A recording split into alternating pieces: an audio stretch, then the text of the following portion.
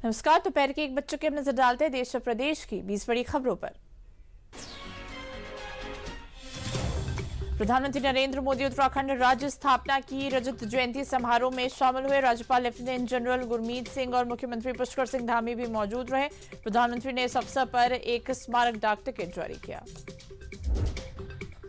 प्रधानमंत्री नरेंद्र मोदी जन समूह को करेंगे संबोधित। प्रधानमंत्री लगभग 8,000 करोड़ रुपए से अधिक की विभिन्न विकास परियोजनाओं का लोकार्पण और शिलान्यास करेंगे।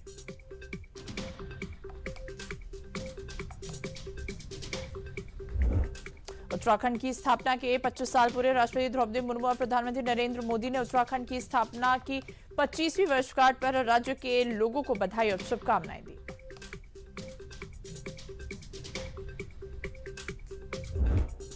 प्रधानमंत्री नरेंद्र मोदी 11 और 12 नवंबर को भूटान की राजकीय यात्रा पर जाएंगे। यात्रा का उद्देश्य दोनों देशों के संबंधों को मजबूत करना है।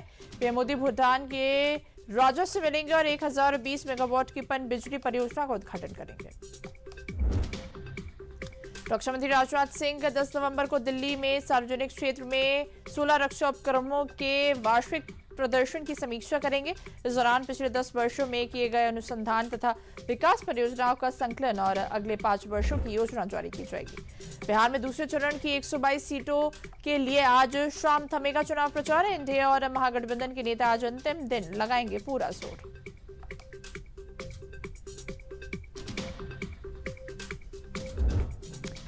बिहार विधानसभा के दूसरे चरण के चुनावों के लिए प्रचार तेज हो गया है। आज केंद्रीय गृह मंत्री अमित शाह अरवल में चुनावी जनसभा को संबोधित करेंगे।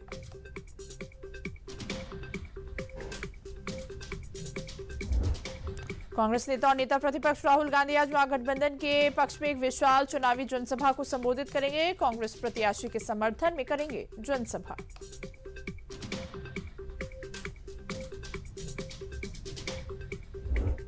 केंद्रीय मंत्री गिरिराज सिंह ने कहा, राहुल गांधी ने बिहार के कांग्रेस के उम्मीदवारों का चयन वर्चुअल किया। इस बार ये जनता को उनको वर्चुअल विदा करने भेजा होगा।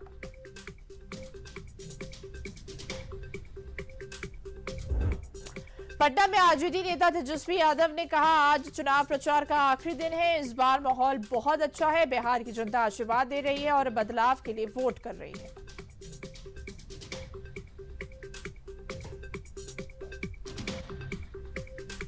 राष्ट्रीय स्वयंसेवक संघ आरएसएस के सरसंघचालक मोहन भागवत ने बेंगलुरु में संघ की 100 वर्ष की यात्रा नए क्षितिज विषय पर व्याख्यान श्रृंखला को संबोधित किया।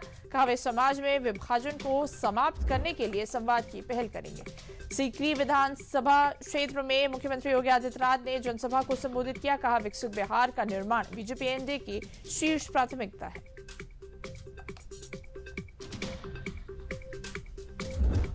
लखनऊ में उत्तराखंड महोत्सव की शुरुआत। महोत्सव का उद्घाटन मुख्यमंत्री योगी आदित्यनाथ करेंगे, जबकि 18 नवंबर को समापन समारोह में सीएम पुष्कर सिंह धामी मुख्य अतिथि रहेंगे।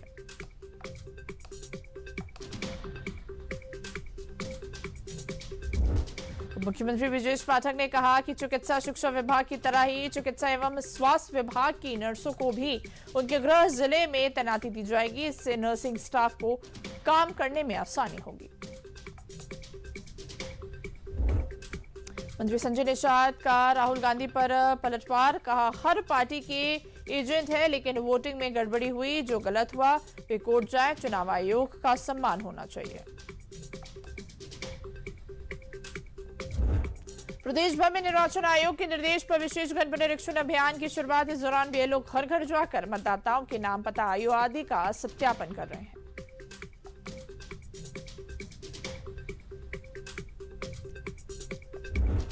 संसद का शीतकालीन सत्र अगले महीने से शुरू होने जा रहा है। संसद का शीतकालीन सत्र 1 दिसंबर से 19 दिसंबर तक चलेगा। राष्ट्रपति द्रौपदी मुर्मू ने सरकार के प्रस्ताव को मंजूरी दी है।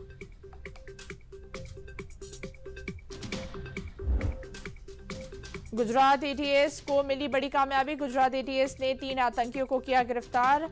बड़े आतंकी हमले को अंजाम देने की साजिश रच रहे थे।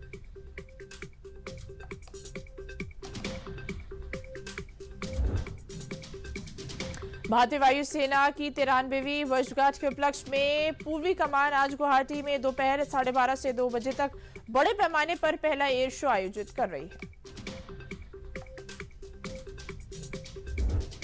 और भारत से ले जाए गए भगवान बुद्ध के पवित्र अवशेषों का एक अंश भूटान की राजधानी थिम्पू के प्रमुख मठ ताशिच होड्जोंग में स्थापित किया गया। ये मठ भूटान की सर्वोच्च आध्यात्मिक और राजनीतिक संस्थाओं का केंद्र है। तो टॉप 20 में अभी के लिए बस इतना ही। मुझे दीजिए इजाजत। नमस्कार।